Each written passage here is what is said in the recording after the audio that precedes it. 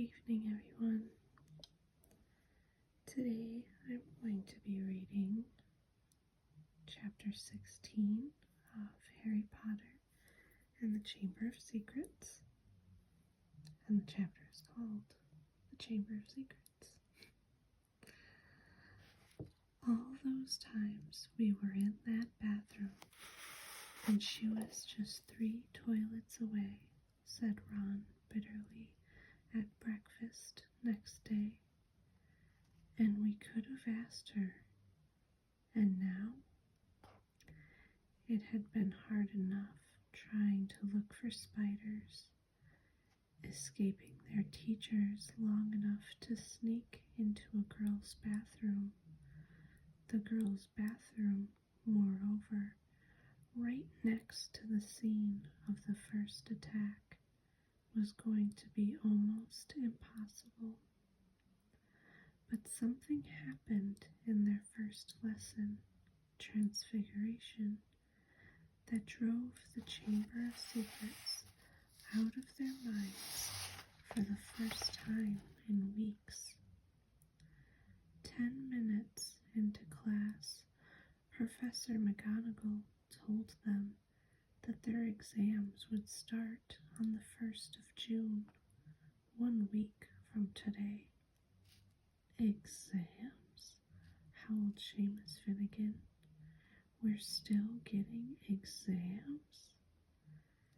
There was a loud bang behind Harry as Neville Longbottom's wand slipped, vanishing one of the legs on his desk.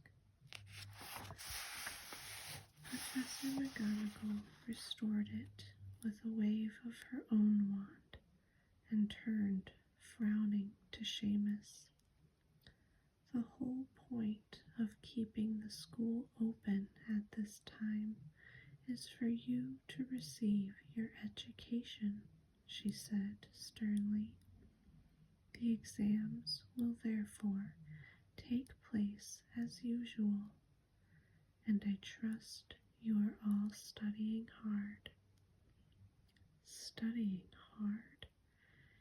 It had never occurred to Harry that there would be exams with the castle in this state. There was a great deal of mutinous muttering around the room, which made Professor McGonagall scowl even more darkly. Professor Dumbledore's instructions were to keep the school running as normally as possible, she said, and that, I need hardly point out, means finding out how much you have learned this year. Harry looked down at the pair of white rabbits he was supposed to be turning into slippers. What had he learned so far this year? He couldn't seem to think of anything that would be useful in an exam. Ron looked as though he'd just been told he had to go live in the Forbidden Forest. Can you imagine me taking exams with this? He asked Harry, holding up his wand, which had just started whistling loudly. 3 days before their first exam, Professor McGonagall made another announcement at breakfast. I have good news, she said, and the great hall, instead of falling silent, erupted. Dumbledore's coming back, several people yelled joyfully. You've caught the heir of Slytherin? Squealed a girl at the Ravenclaw table. Quidditch matches are back on, roared Wood excitedly. When the hubbub had subsided, Professor McGonagall said, Professor Sprout has informed me that the mandrakes are ready for cutting at last. Tonight, we will be able to revive those people who have been petrified. I need hardly remind you all that one of them may well be able to tell us who or what attacked them. I am hopeful that this dreadful year will end with our catching the culprit. There was an explosion of cheering. Harry looked over at the Slytherin table and wasn't at all surprised to see that Draco Malfoy hadn't joined in. Ron, however, was looking happier than he'd looked in days. It won't matter that we never asked Myrtle then, he said to Harry. Hermione'll probably have all the answers when they wake her up. Mind you, she'll go crazy when she finds out we've got exams in 3 days' time. She hasn't studied.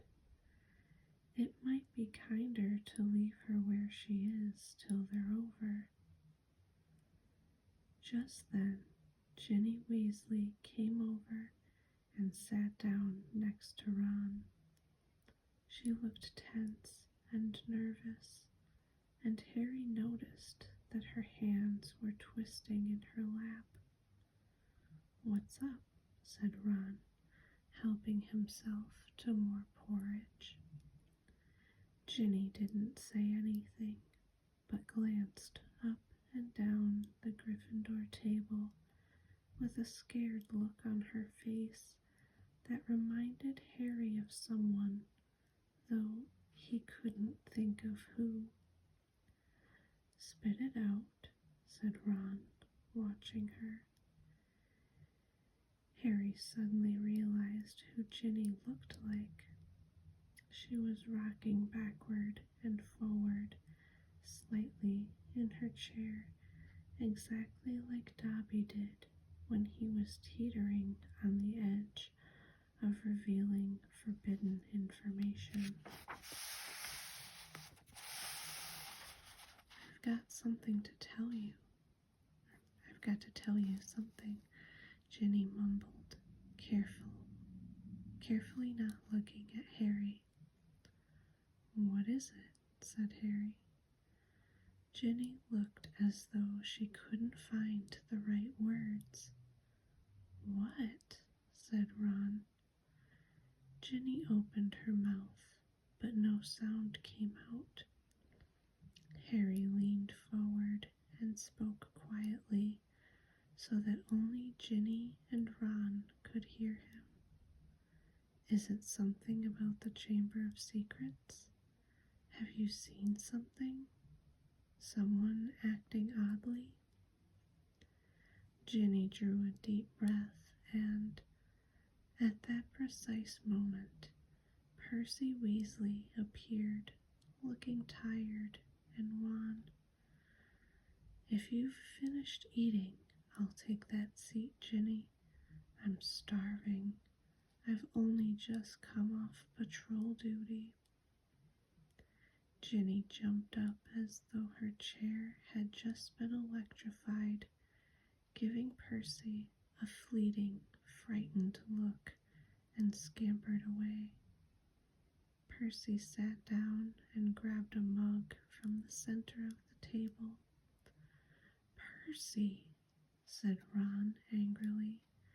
"She was just about to tell us something important." Halfway through a gulp of tea, Percy choked. "What sort of thing?" he said, coughing.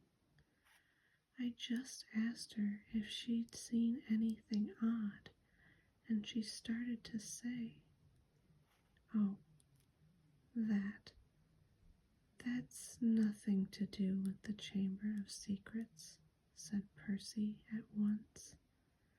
"How do you know?" said Ron, his eyebrows raised. "Well, if you must know, Ginny, walked in on me the other day when I was, well, never mind. The point is, she spotted me doing something that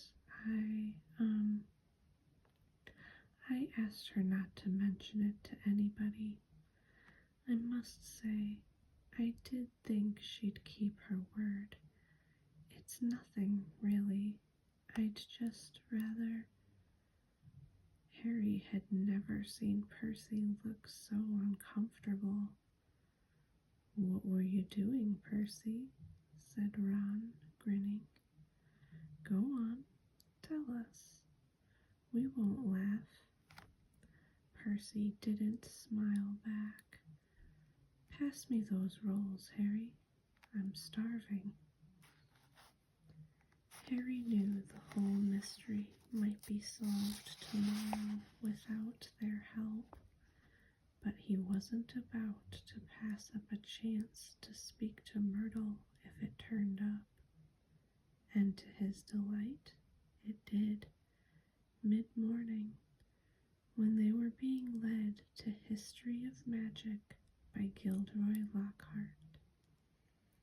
Lockhart, who had so often assured them that all danger had passed, only to be proven wrong right away, was now wholeheartedly convinced that it was hardly worth the trouble to see them safely down the corridors. His hair wasn't as sleek as usual. It seemed he had been up most of the night, patrolling the 4th floor. "Mark my words," he said, ushering them around a corner. "The first words out of those poor petrified people's mouths will be, 'It was Hagrid.' Frankly, I'm astounded Professor McGonagall thinks all these security measures are necessary."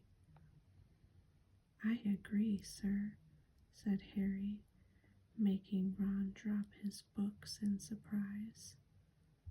"Thank you, Harry," said Lockhart graciously, while they waited for a long line of Hufflepuffs to pass. "I mean, we teachers have quite enough to be getting on with without walking students to classes and standing guard all night."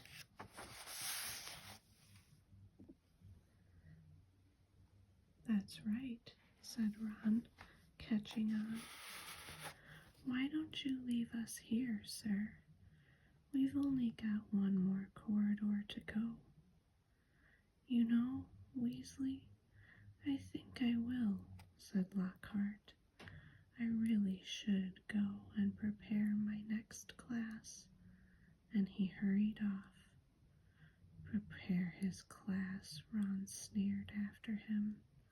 "Gone to curl his hair, more like." They let the rest of the Gryffindors draw ahead of them, then darted down a side passage and hurried off toward Moaning Myrtle's bathroom. But just as they were congratulating each other on their brilliant scheme, "Potter, Weasley, what are you doing?" It was Professor McGonagall, and her mouth was the thinnest of thin lines. We were, Ron stammered. "We were going to go and see." "Hermione," said Harry. Ron and Professor McGonagall both looked at him. "We haven't seen her for ages, Professor." Harry went on hurriedly, treading on Ron's foot.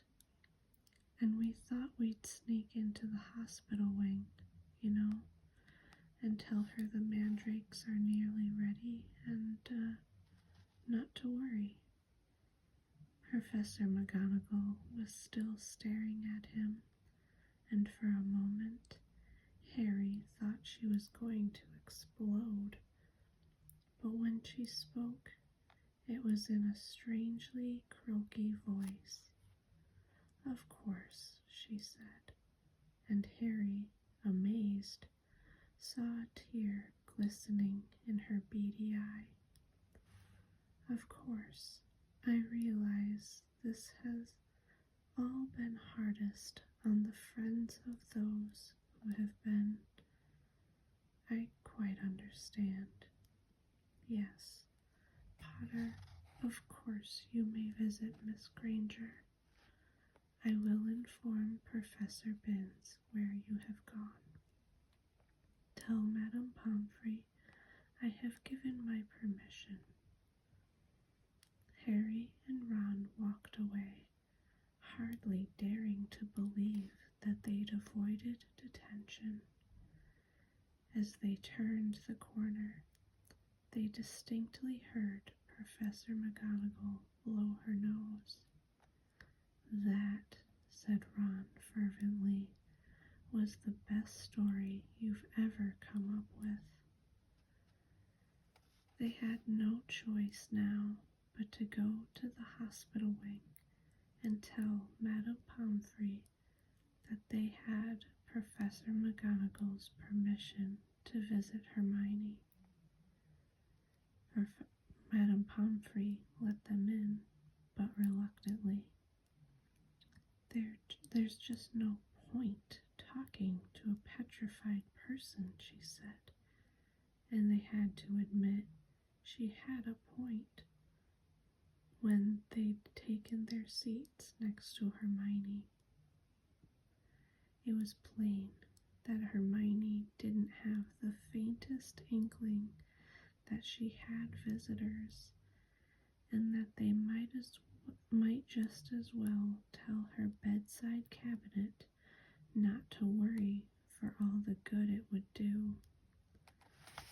"Wonder if she did see the attacker, though," said Ron, looking sadly at Hermione's rigid face. "Because if he sneaked up on them all, no one will ever know." But Harry wasn't looking at Hermione's face. He was more interested in her right hand. It lay clenched on top of her blankets, and bending closer, he saw that a piece of paper was scrunched up inside her fist. Making sure that Madame Pomfrey was nowhere near, he pointed this out to Ron. "Try and get it out," Ron whispered, shifting his chair so that he blocked Harry from Madame Pomfrey's view. It was no easy task. Hermione's hand was clamped so tightly around the paper that Harry was sure he was going to tear it. While Ron kept watch, he tugged and twisted, and at last, after several tense minutes, the paper came free. It was a page torn from a very old library book. Harry smoothed it out eagerly, and Ron leaned close to read it too. "Of the many fearsome beasts and monsters that roam our land, there is none more curious or more deadly than the basilisk, known as the King of Serpents. This snake, which may reach gigantic size and live many hundreds of years, is born from a chicken's egg hatched beneath a toad. Its methods of killing are most wondrous, for aside from its deadly and venomous fangs, the basilisk has a murderous stare, and all who are fixed with the beam of its eye shall suffer instant death. Spiders flee before the basilisk, for it is their mortal enemy, and the basilisk flees only from the crowing of the rooster, which is fatal to it. And beneath this, a single word had been written in a hand Harry recognized as Hermione's. Pipes. It was as though somebody had just flicked a light on in his brain. Ron, he breathed. This is it. This is the answer. The monster in the chamber's a basilisk, a gigantic serpent. That's why I've been hearing that voice all over the place, and nobody else has heard it. It's because I understand Parseltongue. Harry looked up at the beds around him. The basilisk kills people by looking at them, but no one's died because no one looked it straight in the eye. Cullen saw it through his camera. The basilisk burned up all the film inside it, but Cullen just got petrified. Justin must have seen the basilisk through nearly headless Nick. Nick got the full blast of it, but he couldn't die again.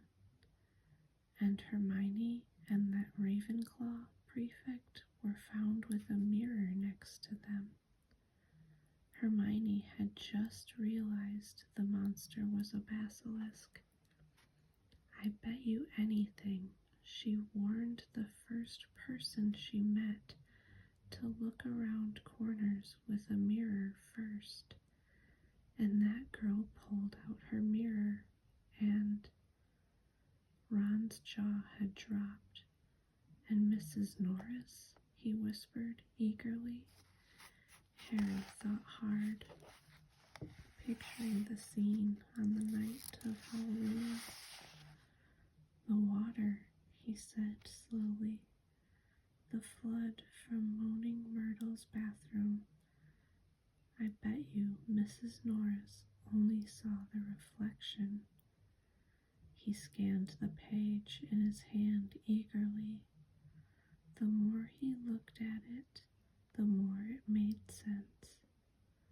The crowing of the rooster is fatal to it, he read aloud.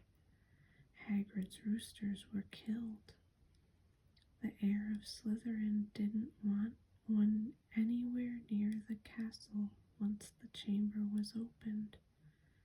Spiders flee before it. It all fits. But how's the basilisk been getting around the place? Said Ron. A giant snake? Someone would have seen. Harry, however, pointed at the word Hermione had scribbled at the foot of the page. Pipes, he said. Pipes. Ron, it's been using the plumbing.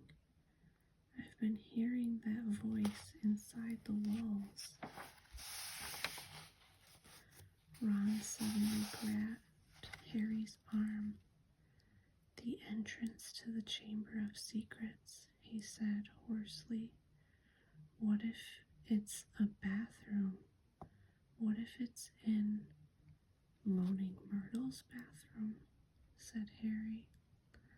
They sat there, excitement coursing through them, hardly able to believe it.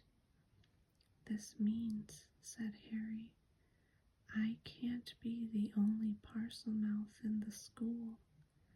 The heir of Slytherin's one too. That's how he's been controlling the basilisk. What are we going to do? Said Ron, whose eyes were flashing. Should we go straight to McGonagall? Let's go to the staff room, said Harry, jumping up. She'll be there in 10 minutes. It's nearly break. They ran downstairs, not wanting to be discovered hanging around in another corridor. They went straight into the deserted staff room. It was a large, paneled room full of dark wooden chairs. Harry and Ron paced around it, too excited to sit down. But the bell to signal break never came. Instead, echoing through the corridor, came Professor McGonagall's voice, magically magnified. All students to return to their host dormitories at once. All teachers return to the staff room immediately, please. Harry wheeled around to stare at Ron. Not another attack. Not now. What'll we do? Said Ron, aghast. Go back to the dormitory? No, said Harry, glancing around. There was an ugly sort of wardrobe to his left, full of the teachers' cloaks. In here, let's hear what it's all about. Then we can tell them what we've found out. They hid themselves inside it, listening to the rumbling of hundreds of people moving overhead and the staff room door banging open. From between the musty folds of the cloaks, they watched the teachers filtering into the room. Some of them were looking puzzled, others downright scared. Then Professor McGonagall arrived. It has happened, she told the silent staff room. A student has been taken by the monster right into the chamber itself. Professor Flitwick let out a squeal. Professor Sprout clapped her hands over her mouth. Snape gripped the back of a chair very hard and said, How can you be sure?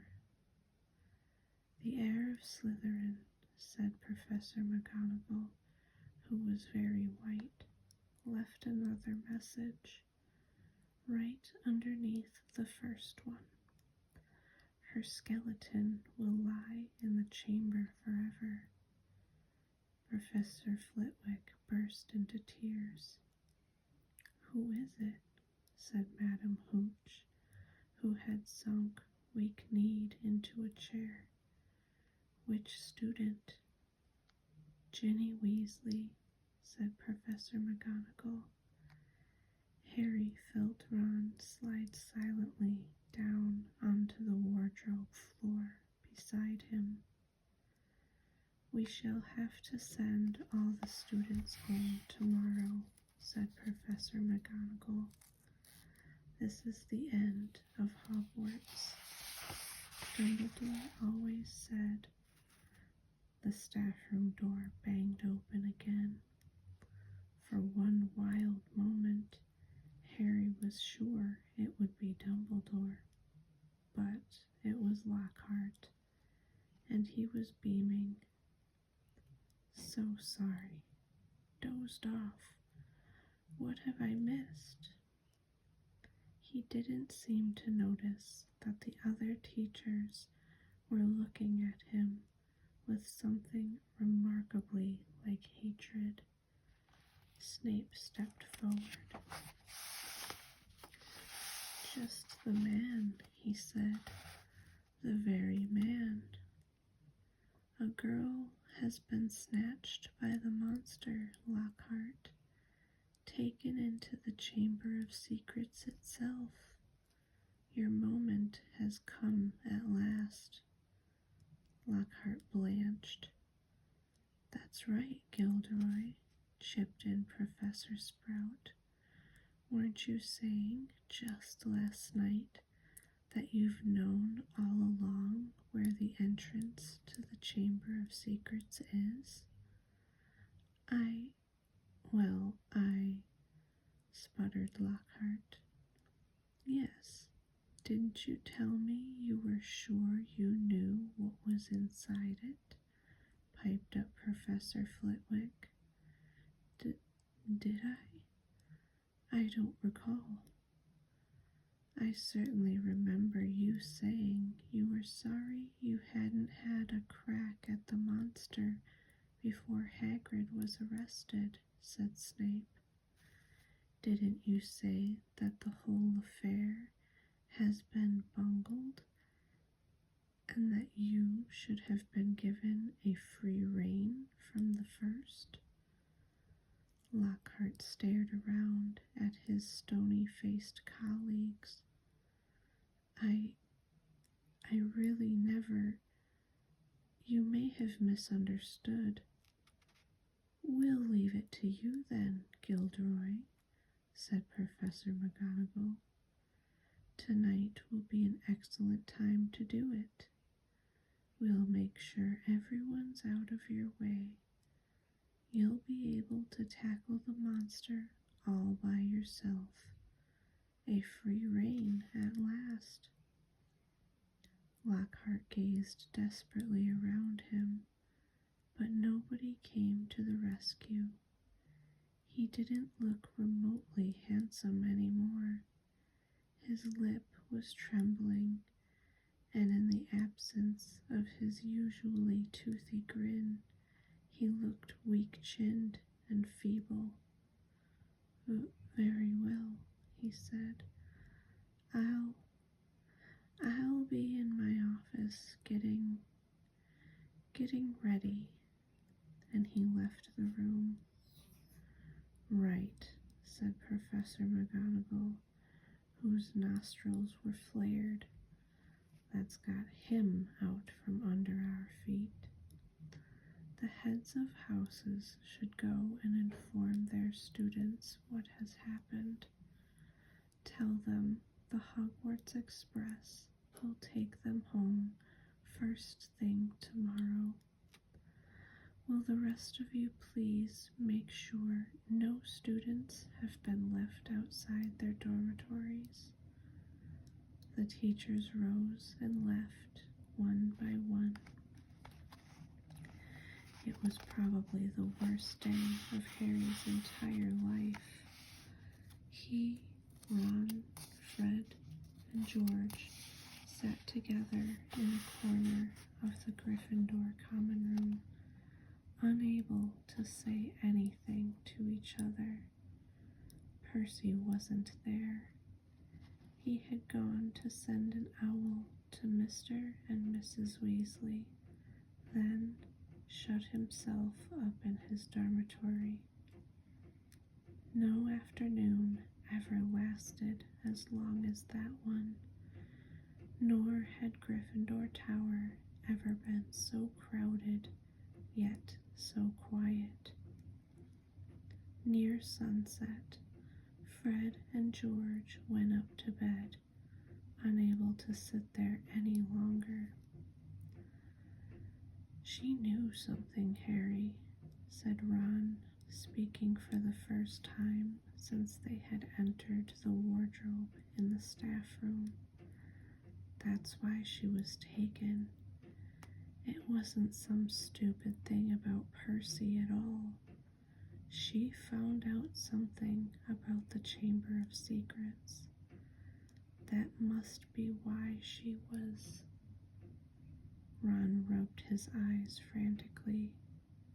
I mean, she was a pureblood. There can't be any other reason. Harry could see the sun sinking, blood red, below the skyline. This was the worst he had ever felt. If only there was something they could do. Anything. Harry, said Ron, do you think there's any chance at all she's not, you know, Harry didn't know what to say. He couldn't see how Ginny could still be alive. Do you know what? Said Ron. I think we should go and see Lockhart. Tell him what we know. He's going to try and get into the chamber. We can tell him where we think it is and tell him it's a basilisk in there. Because Harry couldn't think of anything else to do, and because he wanted to be doing something, he agreed. The Gryffindors around them were so miserable and felt so sorry for the Weasleys that nobody tried to stop them as they got up, crossed the room, and left through the portrait hole. Darkness was falling as they walked down to Lockhart's office. There seemed to be a lot of activity going on inside it. They could hear scraping, thumps, and hurried footsteps. Harry knocked, and there was a sudden silence from inside. Then the door opened, the tiniest crack, and they saw one of Lockhart's eyes peering through it. "Oh, Mr. Potter, Mr. Weasley," he said, opening the door a bit wider. "I'm rather busy at the moment. If you would be quick." "Professor, we've got some information for you," said Harry. "We think it'll help you." Well, it's not terribly." The side of Lockhart's face that they could see looked very uncomfortable. "I mean, well, all right." He opened the door and they entered. His office had been almost completely stripped. 2 large trunks stood open on the floor. Robes, jade green, lilac, midnight blue, had been hastily folded into one of them. Books were jumbled untidily into the other. The photographs that had covered the walls were now crammed into boxes on the desk. "Are you going somewhere?" said Harry. Well, yes," said Lockhart, ripping a life-sized poster of himself from the back of the door as he spoke, and started to roll it up. "Urgent call. Unavoidable. Got to go." "What about my sister?" said Ron jerkily.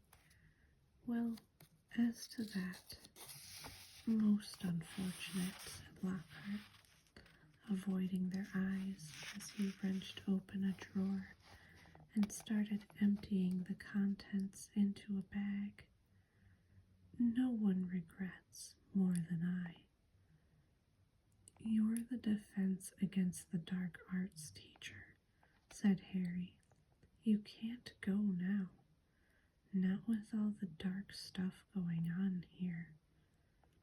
"Well, I must say, when I took the job," Lockhart muttered, now piling socks on top of his robes, "nothing in the job description.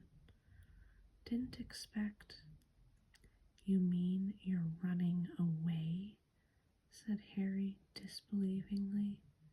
"After all that stuff you did in your books?"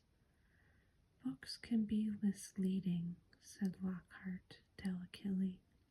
"You wrote them," Harry shouted. "My dear boy," said Lockhart, straightening up and frowning at Harry, "do use your common sense. My books wouldn't have sold half as well if people didn't think I'd done all those things.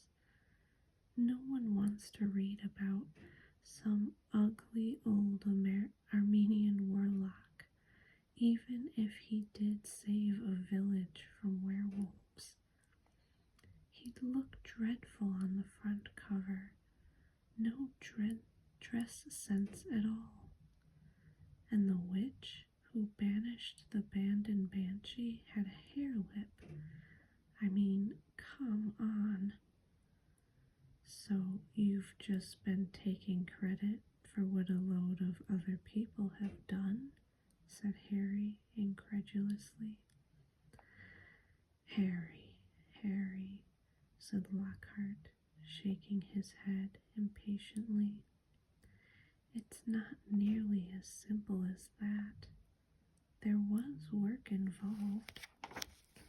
I had to track these people down, ask them exactly how they managed to do what they did.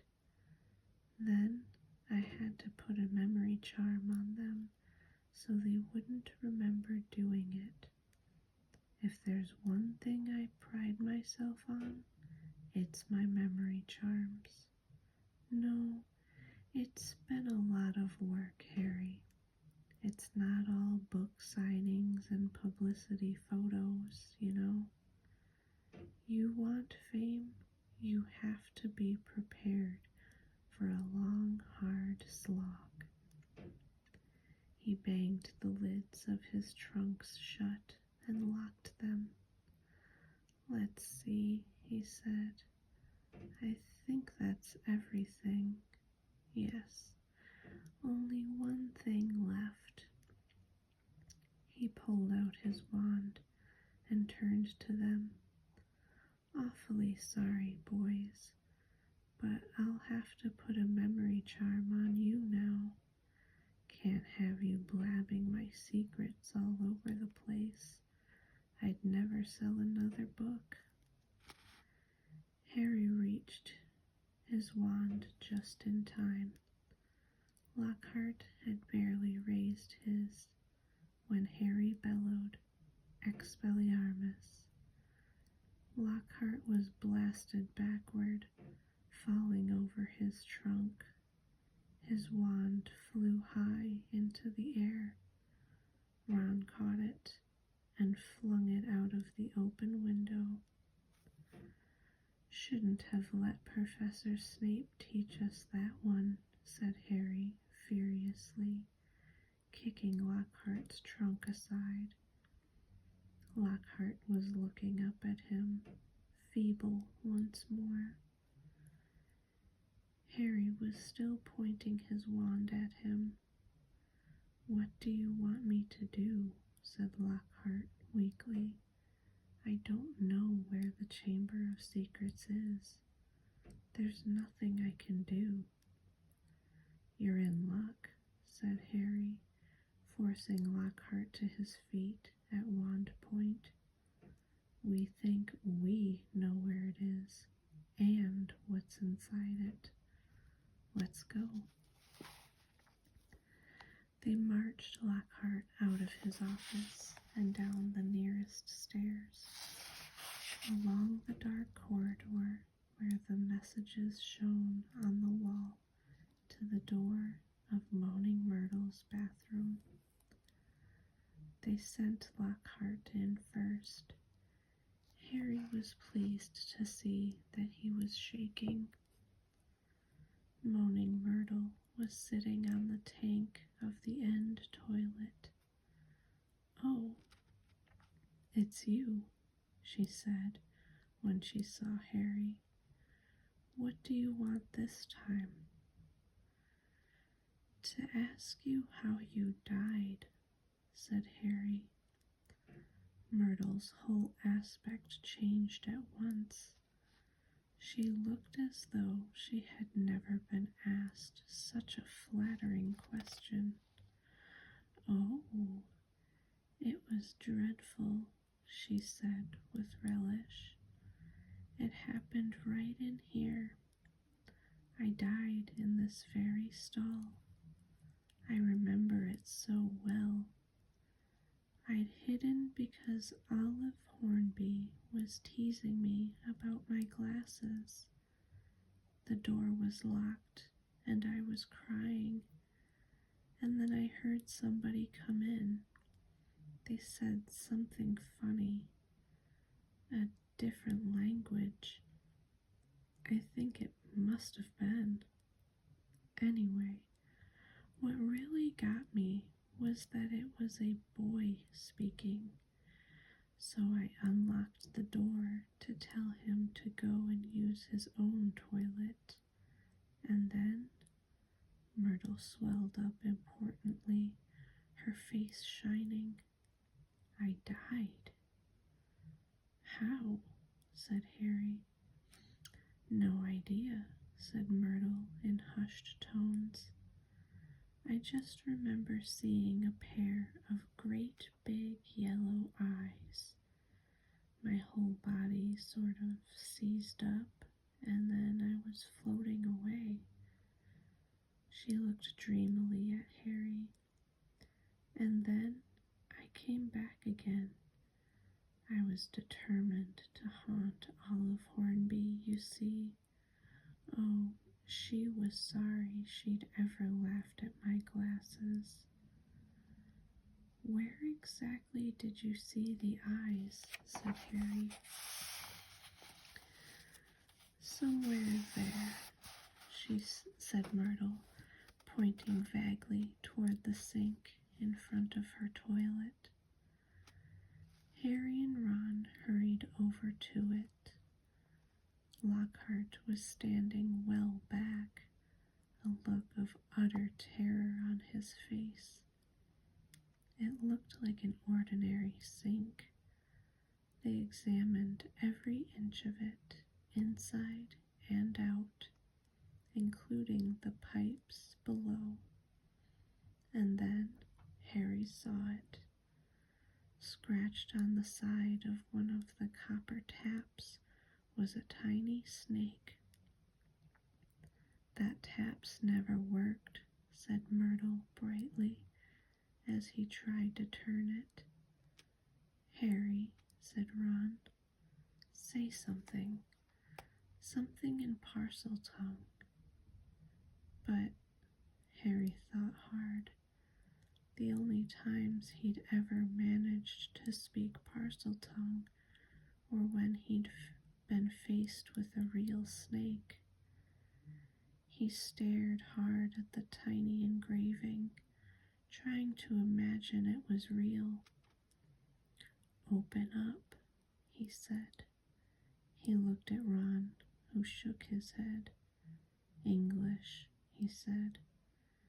Harry looked back at the snake, willing himself to believe it was alive.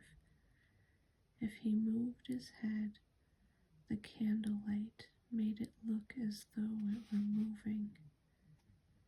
Open up, he said, except that the words weren't what he heard.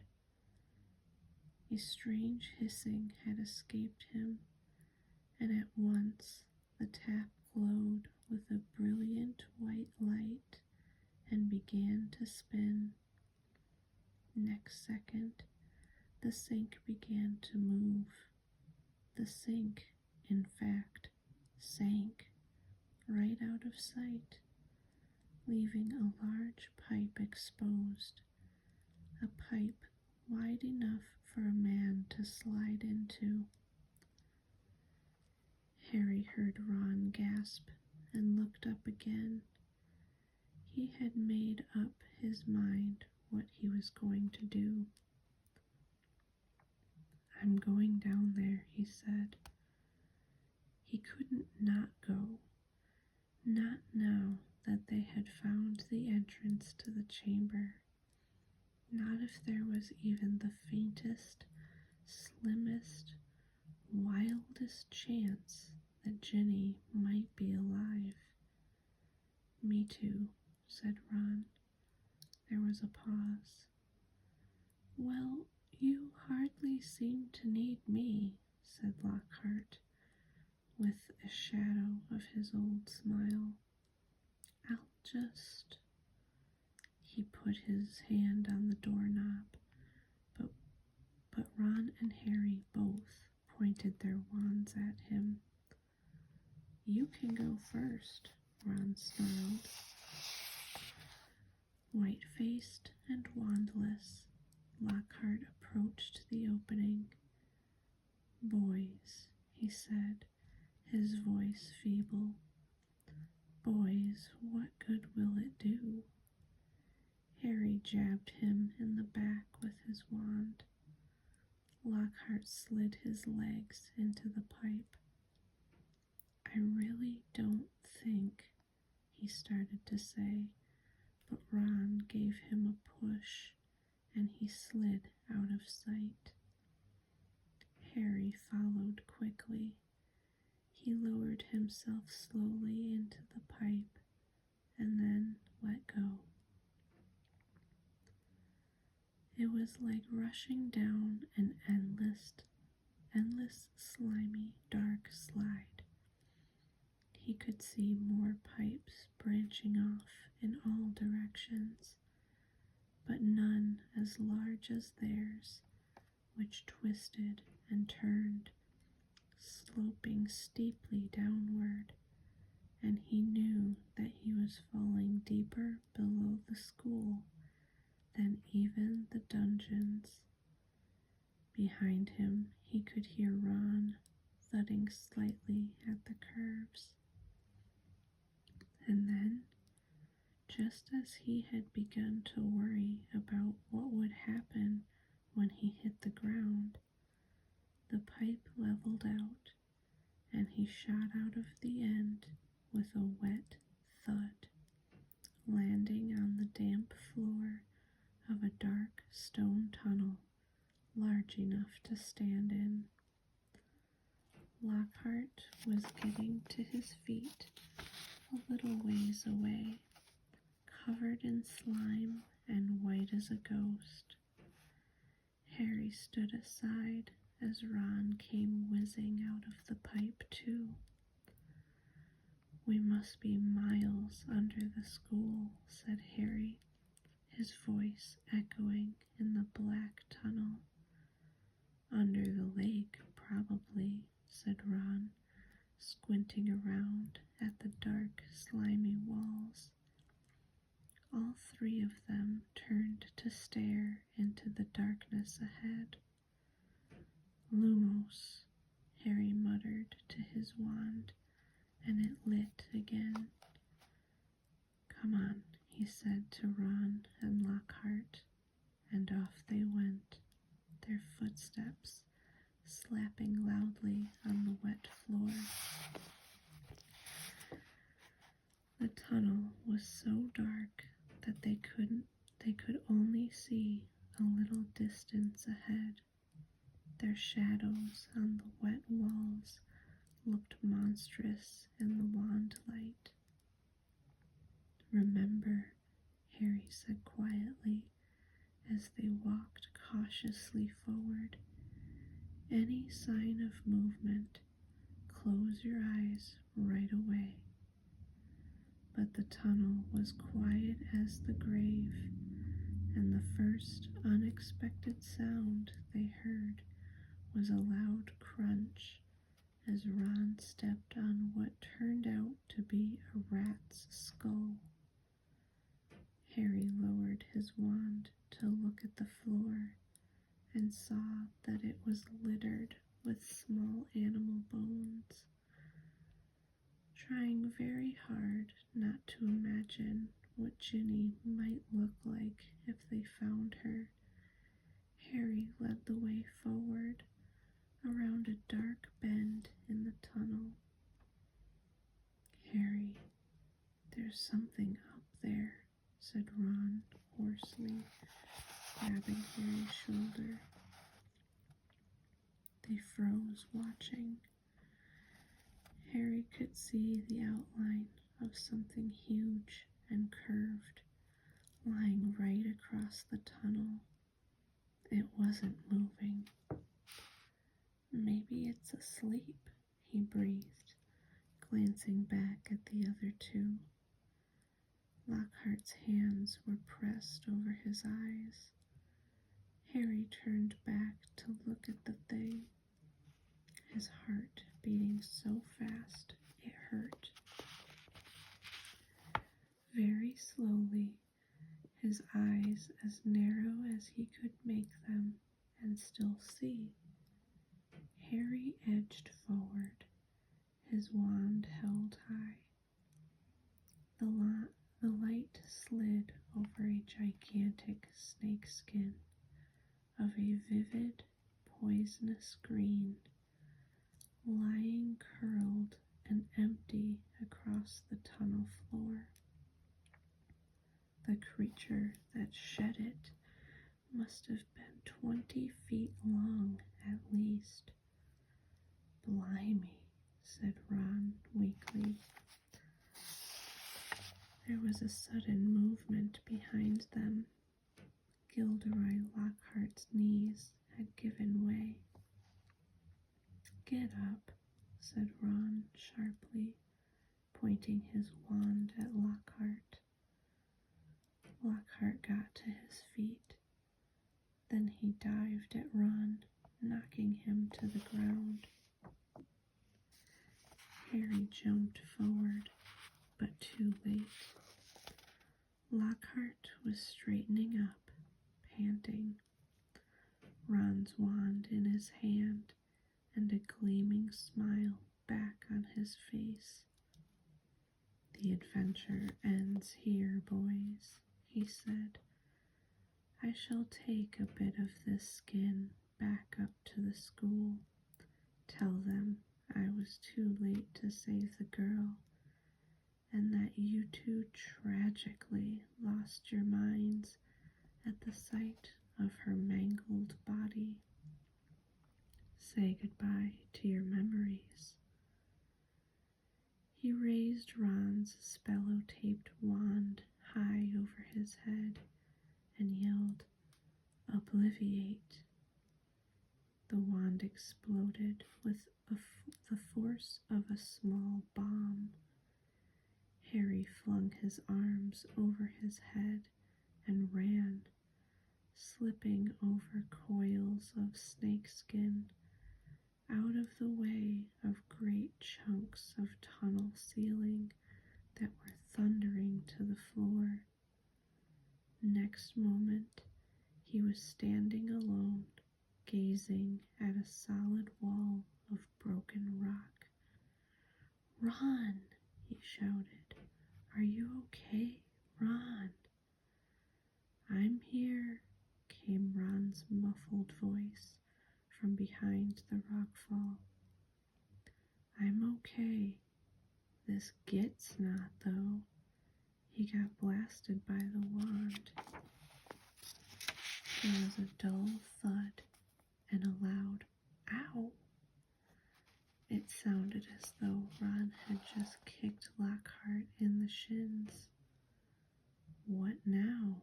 Ron's voice said, sounding desperate. We can't get through. It'll take ages. Harry looked up at the tunnel ceiling.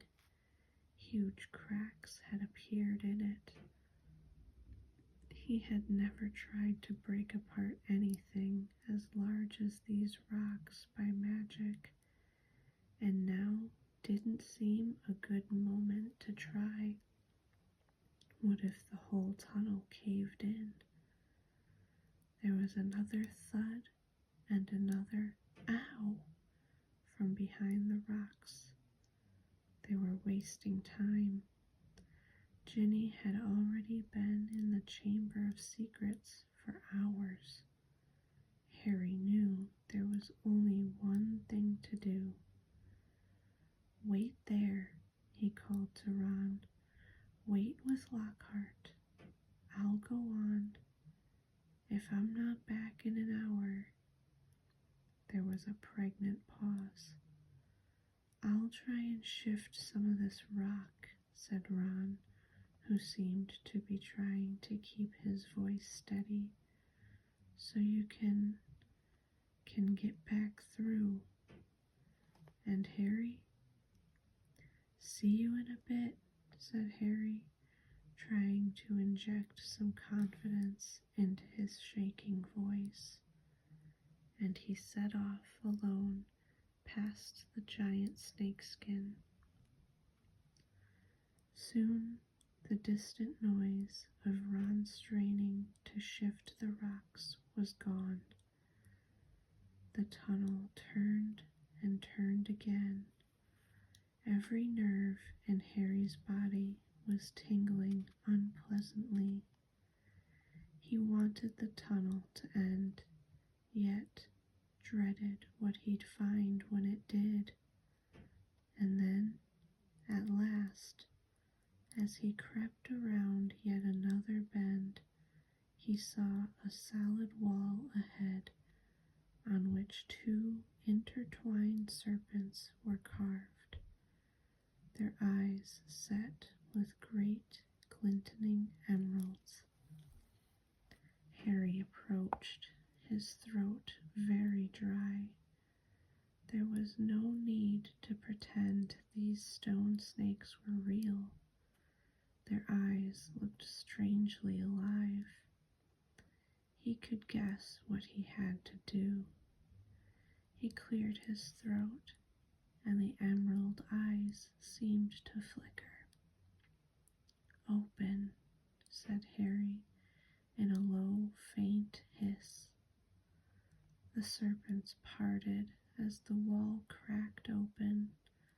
The halves slid smoothly out of sight, and Harry, shaking from head to foot, walked inside. Alright, you guys, that's the end of chapter 16. I only have a couple more chapters left. I'm hoping to upload very soon, of course, because I want to finish the book. But I hope you guys found this relaxing. And have a good night, sweet dreams, and I'll see you in the next video. Bye, guys.